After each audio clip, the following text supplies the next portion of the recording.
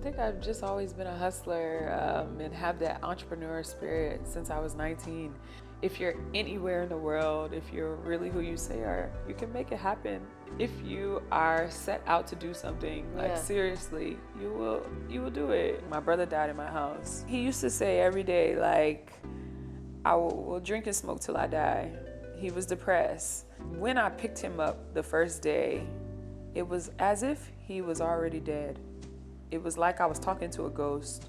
The men here are not serious. Really? Why'd you say that? They're not ready to settle down. Everybody in my age group, they don't seem like they're ready to settle down.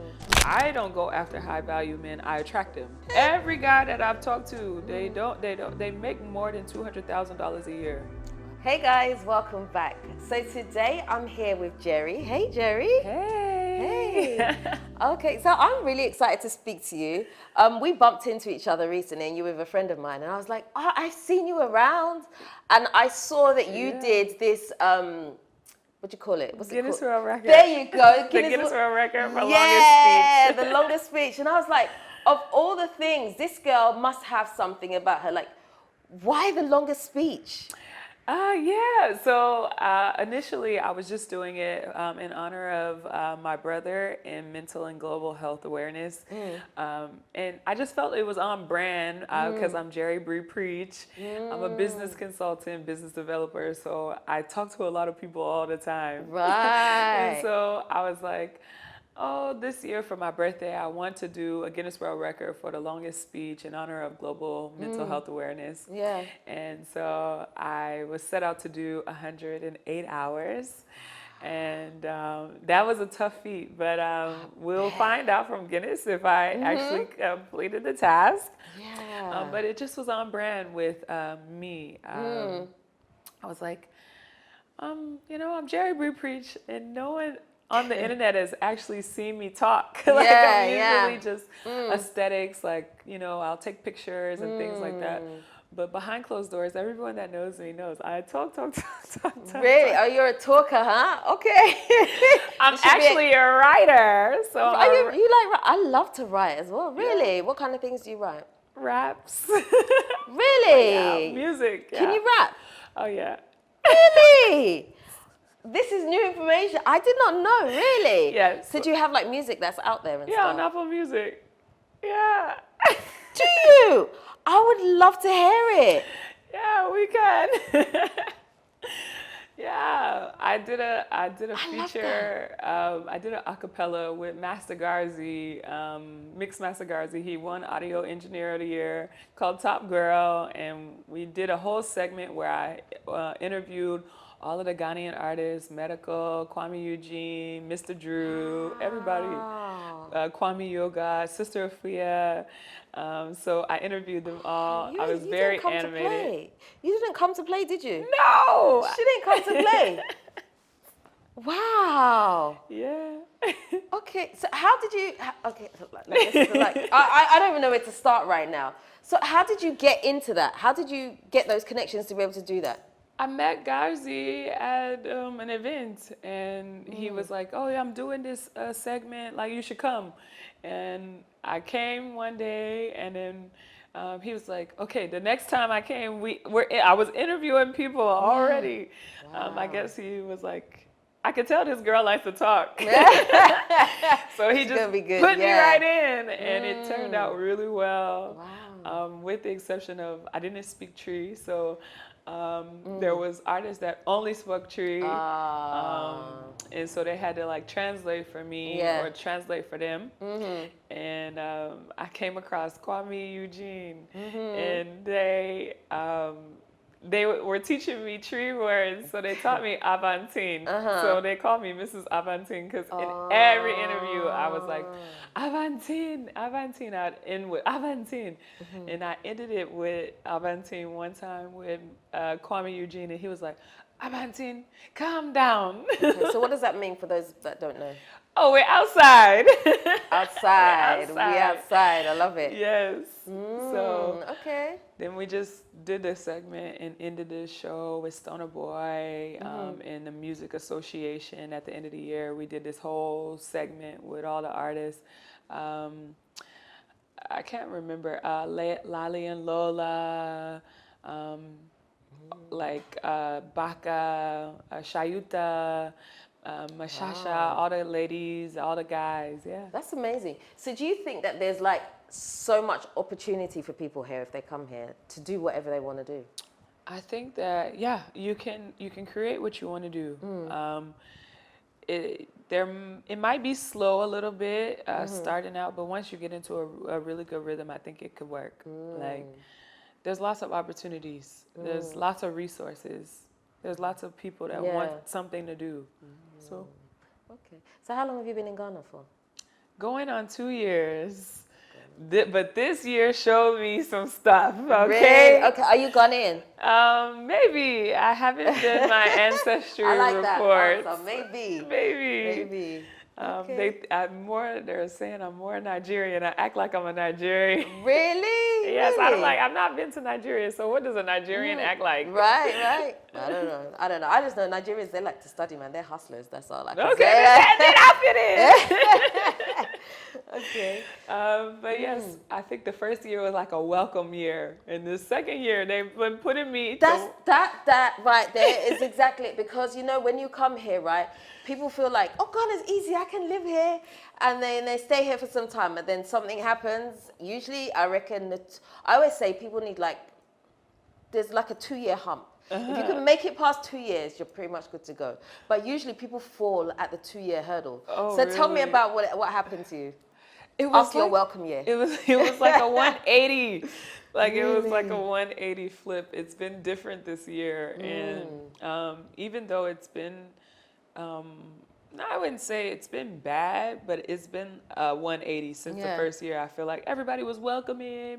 Everyone was like, "Oh yeah, come here, come there. Oh yeah." And now the second year is like, "Oh, that girl, that girl. Oh, she's coming around. Oh, hey, I feel like some people feel maybe threatened because I'm ambitious and Yeah. maybe I'm not like the typical girl. So I like that. I love that you're unique. yeah, Because I think it makes you stand out from the crowd. Who wants to be the same?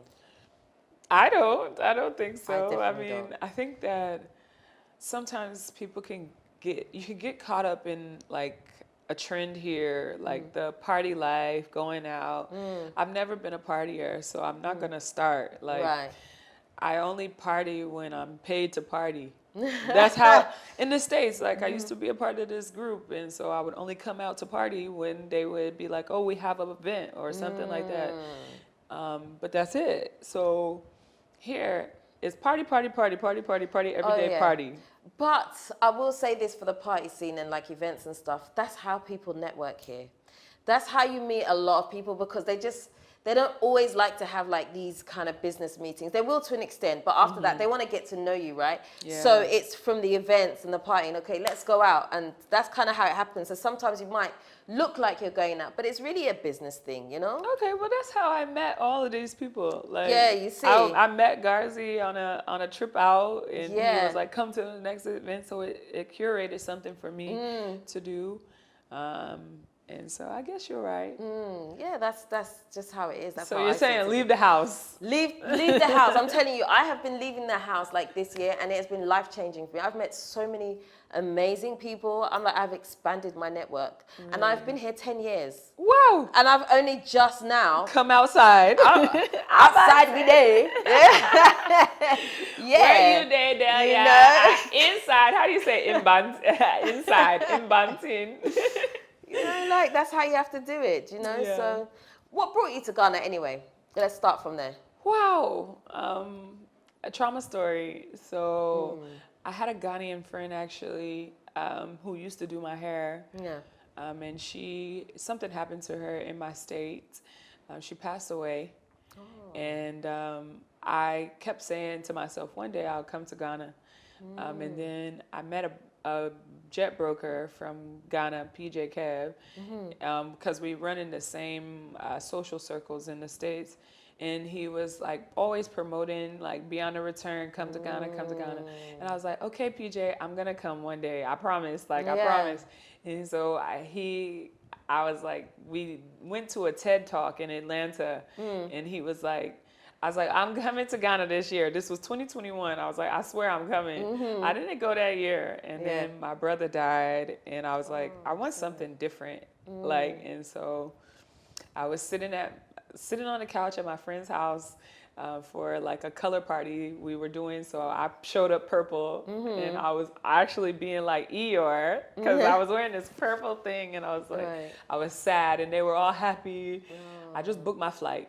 And I was like, I'm going to Ghana. And I told my cousin who runs a coffee shop, I said, I'm going to Africa. He said, you're going to go by yourself? I said, yeah, I'll meet people there.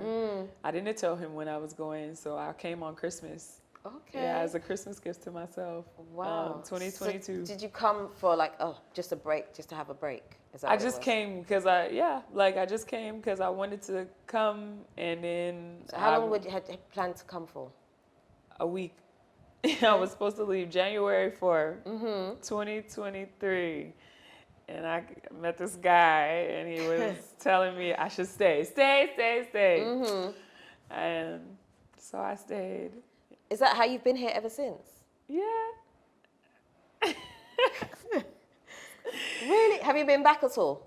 I've been back for a few events. So I went back for the Grammys, and I had a video production shoot in Toronto, and some things go on in my city for Forbes, like a Forbes 30 for 30 event that I was a part of this network.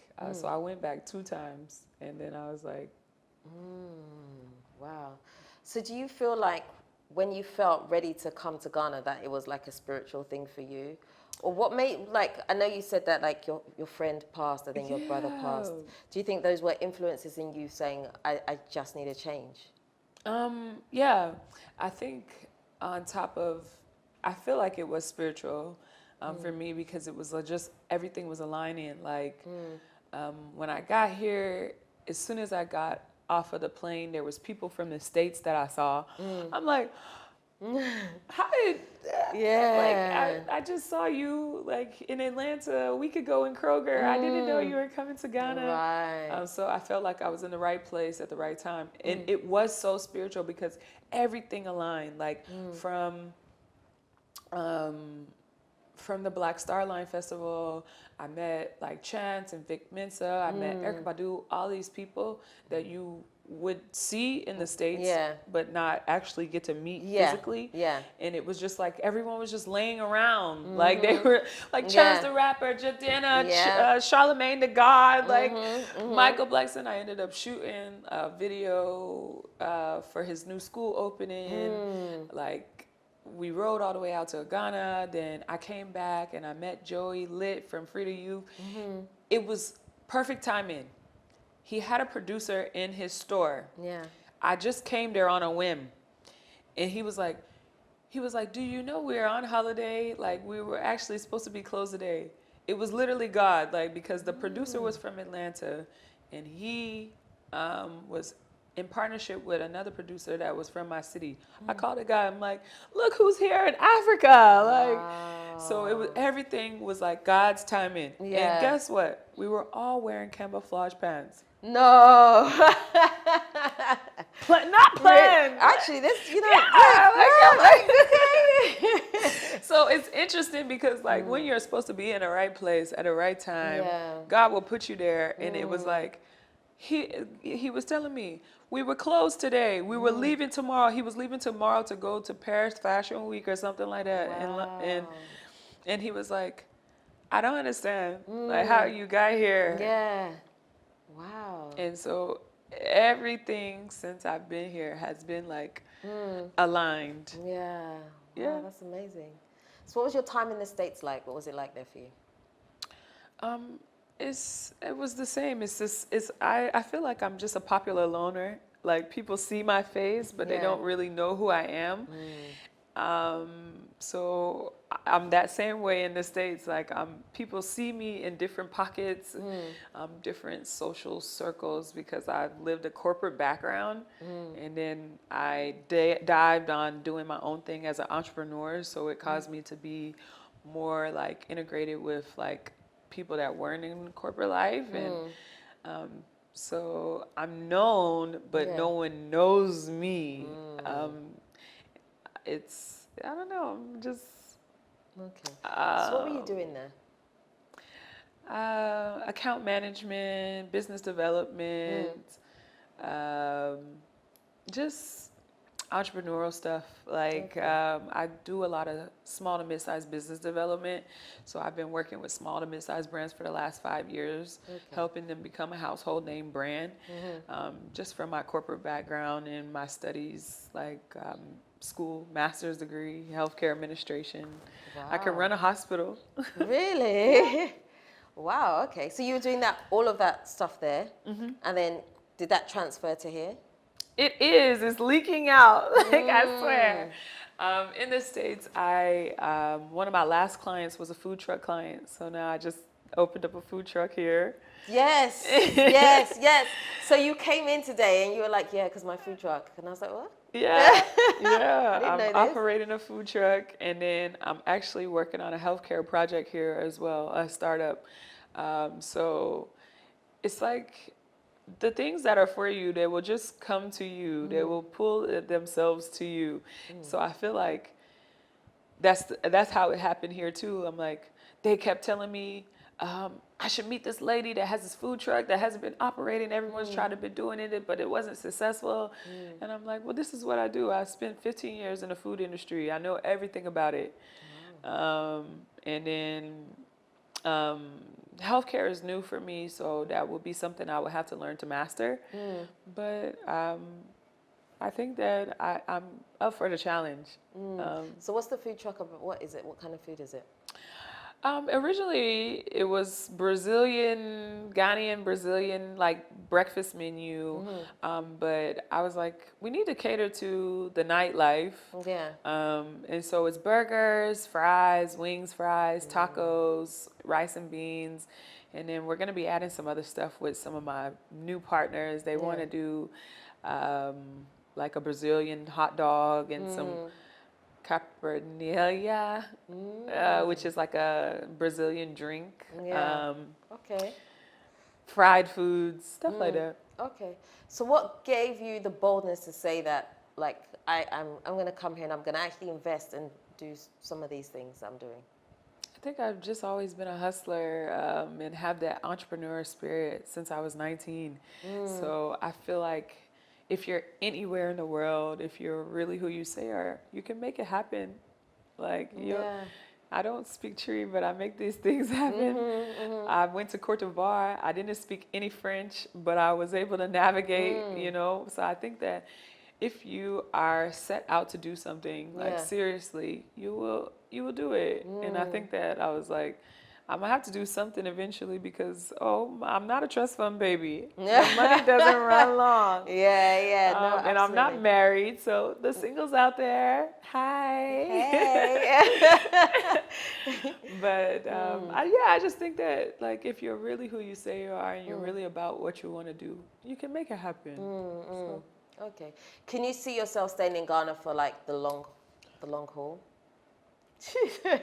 Oh no, I'd have to be married by this time. Like, no, I think I'm ready to go back. I think Really? I'm a ride But out. there's men here. What do you mean you have to go back? Oh no. I want to go and check out some other countries now. I think the men here are not serious. Really? Why'd you say that?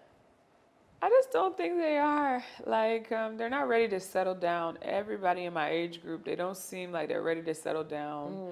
And I'm saying, even in the States, I've had really great options, really great suitors, and they're not ready. They're not serious. Like, they're not. They just there's many options. Like, I think a lot of people might disagree with what you're saying, but maybe they haven't experienced it. show me a husband.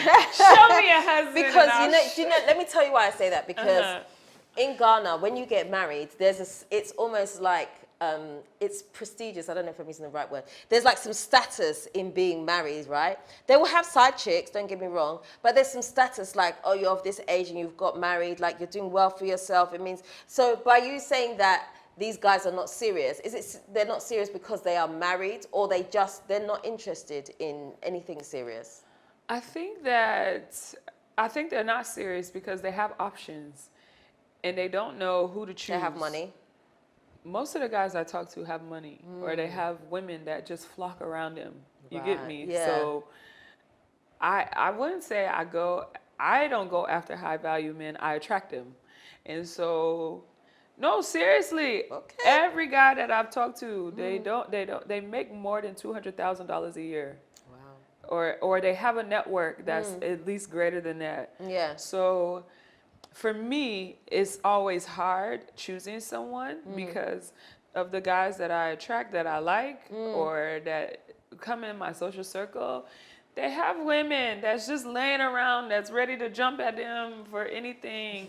And so it's hard to take them serious because you are valuing the women flocking around you more than taking one person serious and building Right. with them. Me, I'm someone that I'm serious about what I do. So if you're not building with me, I'm not taking you serious. Yeah, yeah. So I think that's how I'm looking at it.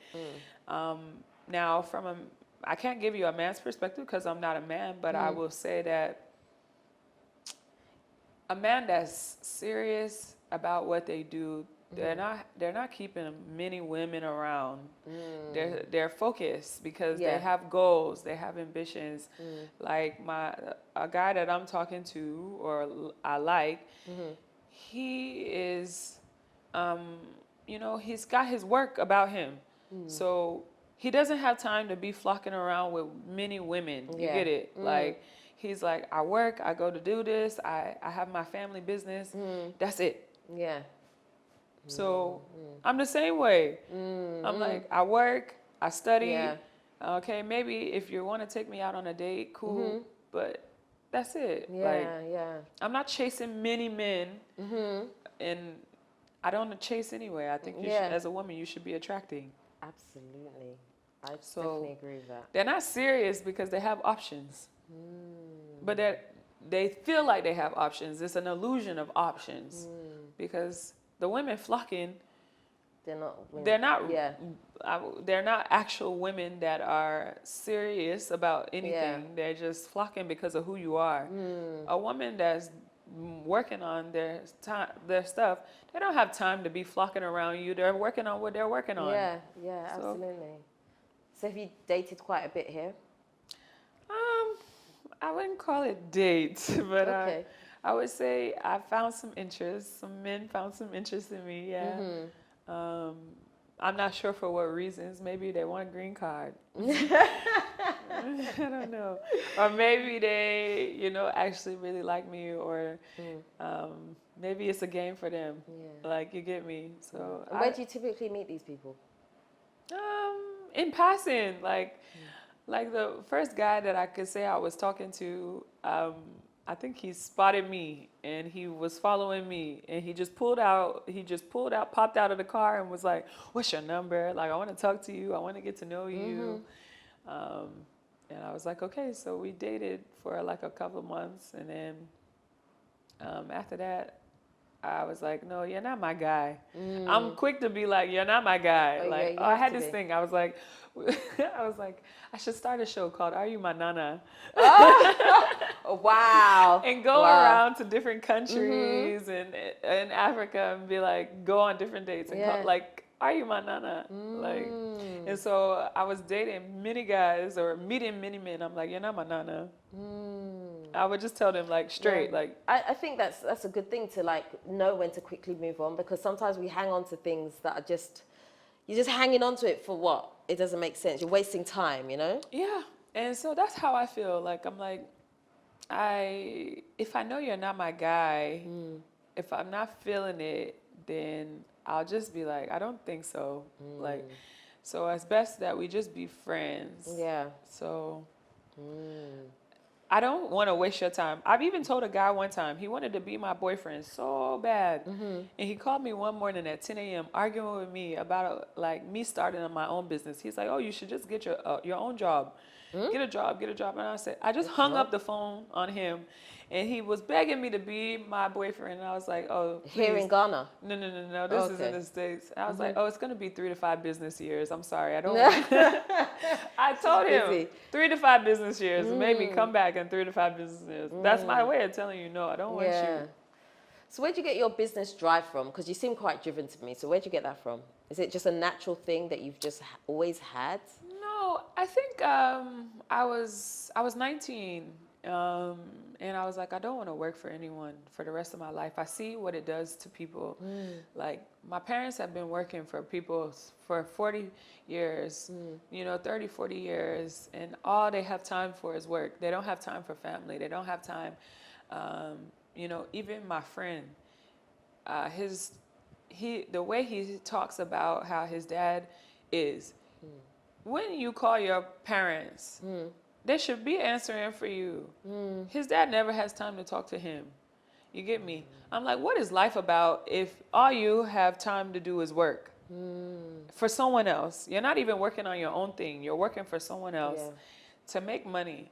And so I think at 19, I had decided on my own that I didn't want to work for anyone because I want to be able to control my own schedule. I want to be able to wake up when I want to. I want to be able to make decisions on the things that I want to make decisions on. And I know that if I put in 12 hours for the things that I want to do, there will be success. I could put 12 hours in at a company and I could be sick one time and they fire me. You get what? I've seen it. I've seen it happen. So I was just like, eventually I will never work for anybody else. And I don't care if I don't, I can have $0 in my bank account. I don't care. I just want to work for myself. And because there's so many limitations. There's so many things that come with working for other people. I'm not saying don't. I'm saying do what works for you, but find a plan to get out, because being an African American in the States, you face a lot of stuff, racism, you face a lot of challenges just to be in business or just to work somewhere for small amounts of money. And I said, when I was young, I think I was like 10 years old and I was cleaning houses and I was making $75 just cleaning houses a day. Really? Yeah. So how did you get into that? My mom, like she would need a babysitter, so I would stay at with people, and so eventually I was like, okay, I can clean their house, and so they would pay sometimes $150 a day. I would get paid, to clean houses. Really? So once you learn at a young age, like, oh, you can make $150 a day cash, or you can make $20 an hour cash, and you don't need, or $30 or $100 an hour. You don't need someone to make that money. That just taught me, like, at a very, very young age, like, money can come fast if you really want it to. And so after having that experience where you made money like that, what was the next thing you wanted to do? Or what was the next thing you did?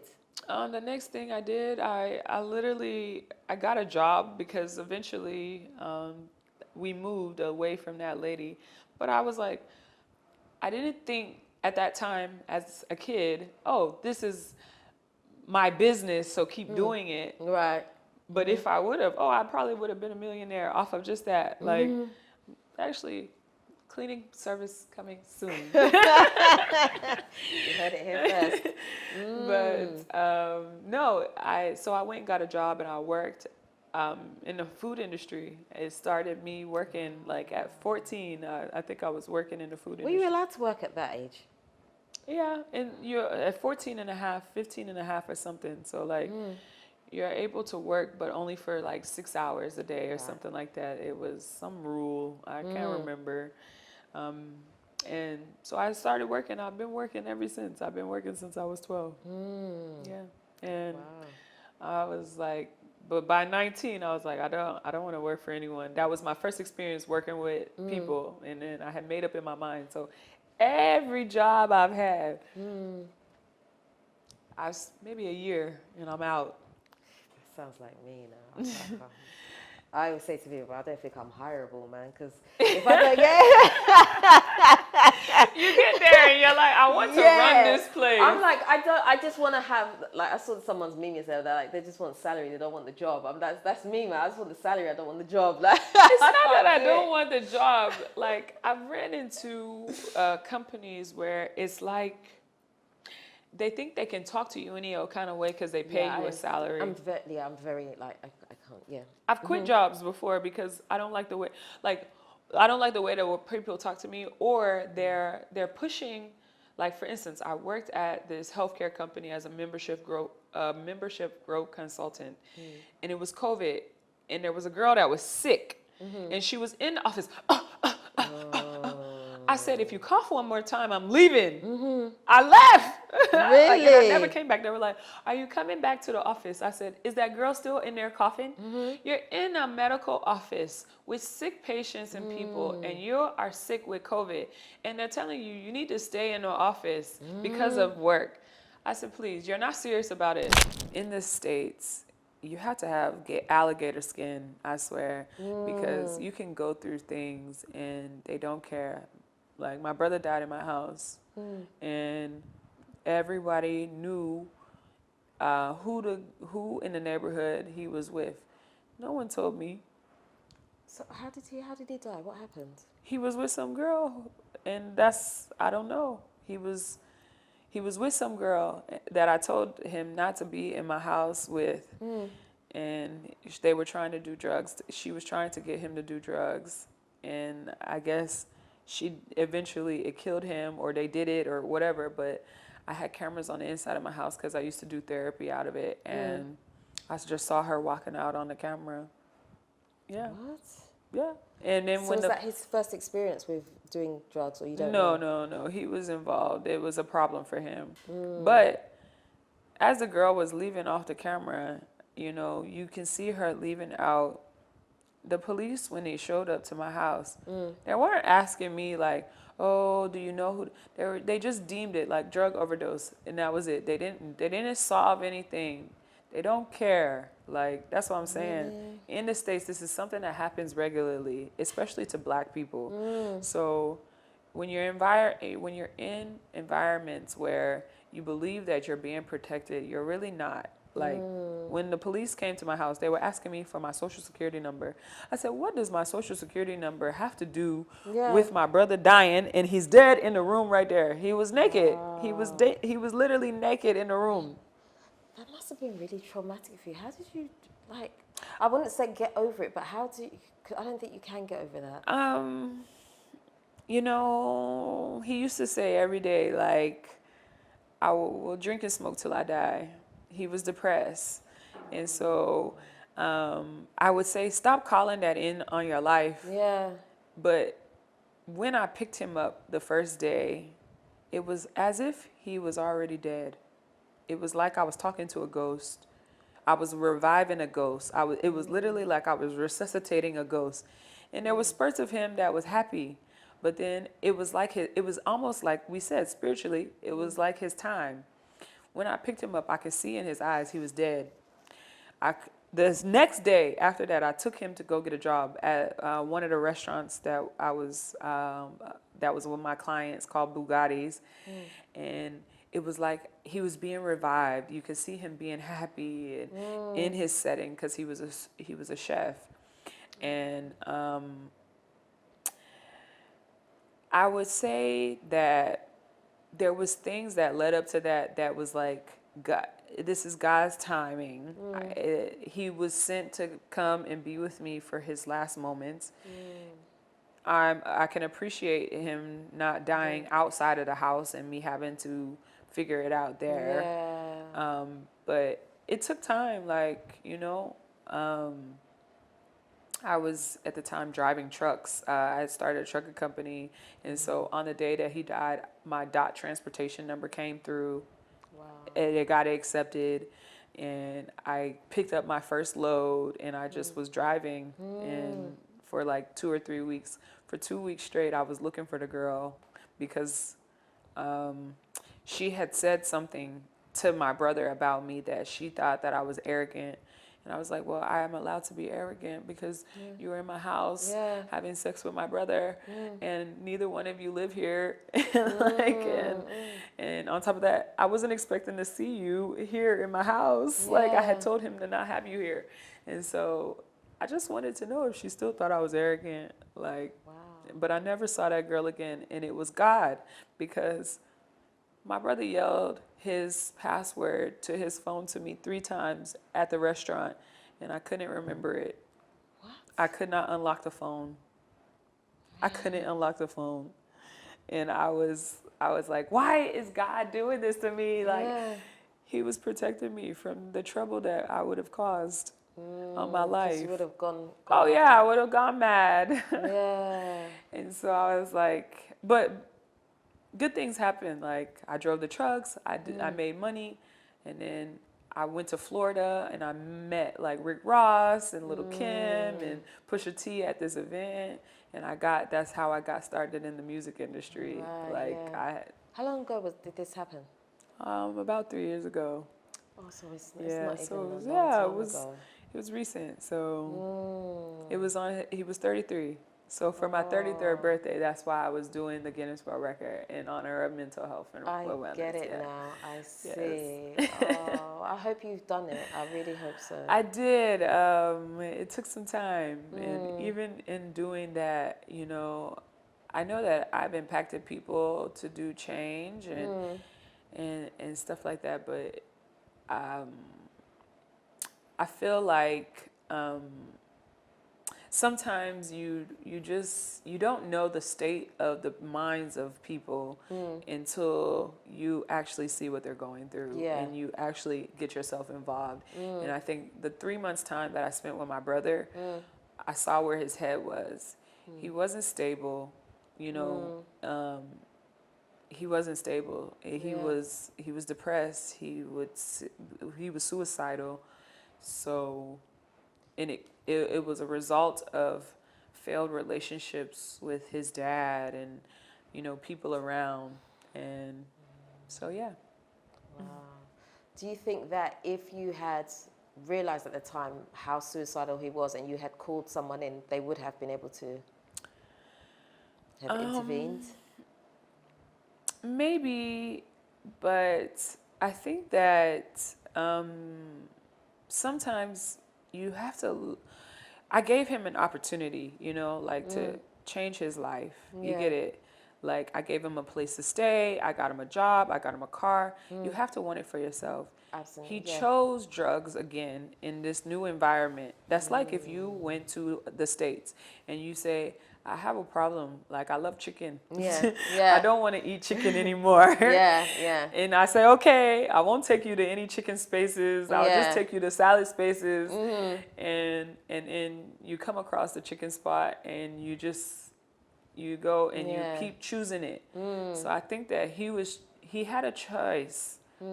Even like there was a day he had the car caught a flat, and he needed me to come and get him.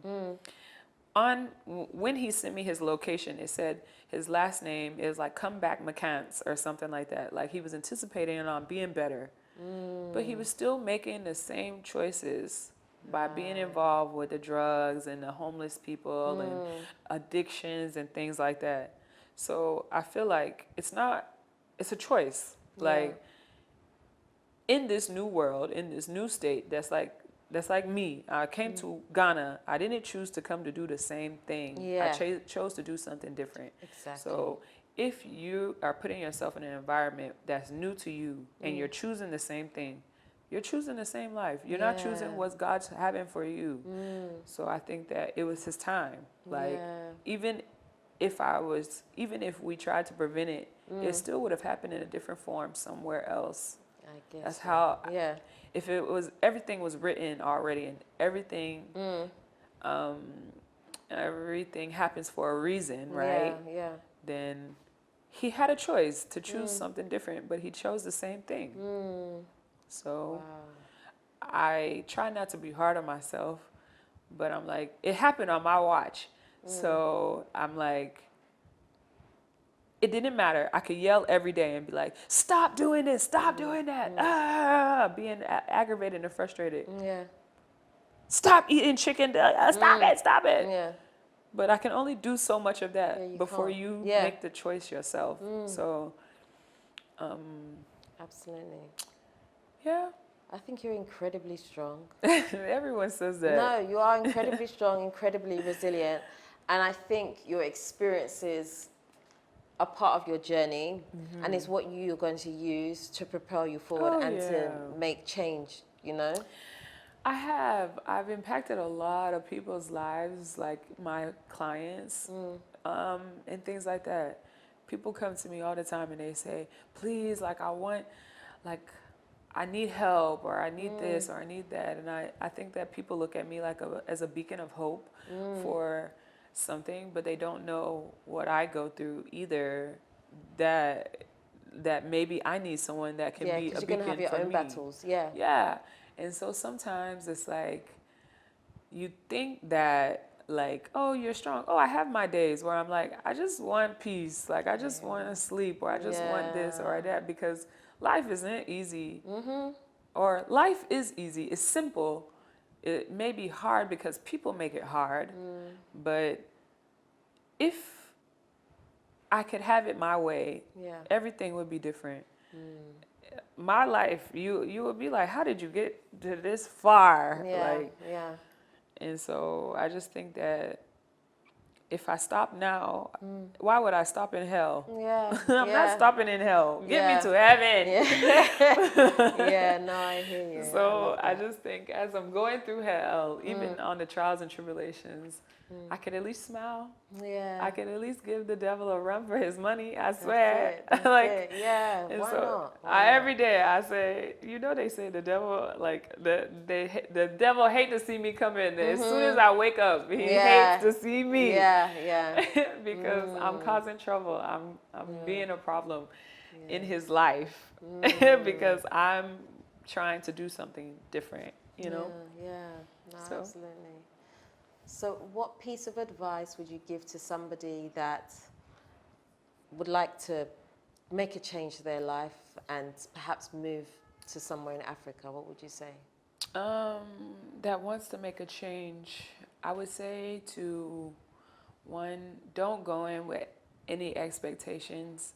Just come humble. Like a lot of people come with a lot of expectations of what something should be like, not accounting for what could go wrong.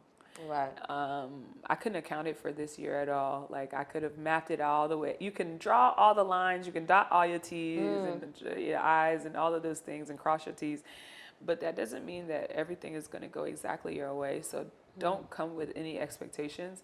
And if you're looking to make changes in your life, like look at your options, look at the choices. And sometimes, like for me, I was like, if I stay in America right now, I would go through the same cycle of, okay, I'm working, I'm doing this and doing that. I'm meeting with the same people. Or I can go to somewhere else and try to build my life. Yeah. And that's what I was. I was like, I'm willing to take the risk. Yeah. I said, what can go wrong? Everything could go wrong. Yeah. Or I can count on a few things going right and make the best out of it. So I think that making the best out of what you have, even if it's nothing, make it as big as it is. Yeah. Make it bigger than life, because that's what people like to do. Like, even they say, all you need is the strength of a mustard seed. And if a mustard seed is literally small, if that's all I need, you can do it. then you can do it. Yeah. So that's the only advice I would give. Like don't go in with any expectations, and understand that it's life. Like it should be fun. It should be simple. So don't make it too hard on yourself. I love that. And I like what a sake say. Can't nobody stress me. I'm on a wave right now. There you go. Exactly. That's really important to not allow people to stress you, actually. I think, like for me, the place I'm at right now, I'm just like, when things come at me, I'm just like, I set it aside for what it is, and I'm like, I'm just going about my business, and I'm just, because you can't change anything. Yeah. Anything that's out of my control. Yeah, you can't change it. So I leave it. Yeah, just leave it. I leave it alone. Like, in anything that I can control, I have a tight grip on. Like, because I'm like, I can control this. Yeah. I can, manage this. But when it's not, So. Yeah, no, it's true. Yeah. So where can people find you if they want to know a bit more about you and want to find out about your results from your Guinness Book of World Record? Yeah, you can find me on all social media platforms at Jerri _preach. That's JERRI_BRE_preach. And yeah, email. Don't call. I hate the phone ringing. I hate when the phone rings. Me too. I don't even give people my number. I'm like, just WhatsApp me. WhatsApp me. Yeah, just WhatsApp me. That's it. Like, I don't call. Don't call. Yeah, please don't call. When I see the phone ringing, I'm like, yeah. No, email. I'm best met by email. Yeah. I on Instagram. Some people reach me on Twitter. Things like that. I'm very responsive, but I like my calls scheduled out because I don't like people determining my day. Like, people will call you and they will just, can we talk for an hour? No, I don't have an hour. Yeah, exactly. No, it's true. No, absolutely right. So, yes. No, but thank you so much for coming today. Thank you for having me. We've been trying to do this for a while. Finally, today, we managed to do it. So thank you so much for coming on. Thank you. Thank you for having me. Absolutely. All right, guys, that is the end of today's episode. I hope you enjoyed it. I have learnt some things today. I feel like I've been inspired today as well. Like, I'm ready. I got some vim in me, to go for the day. So if you haven't already subscribed to this channel, do me a favor, hit the subscribe button and the notification bell. Don't forget to also like, comment and share this video. Until next time, we are out. Avanti! Hey! Some kind of butterfly.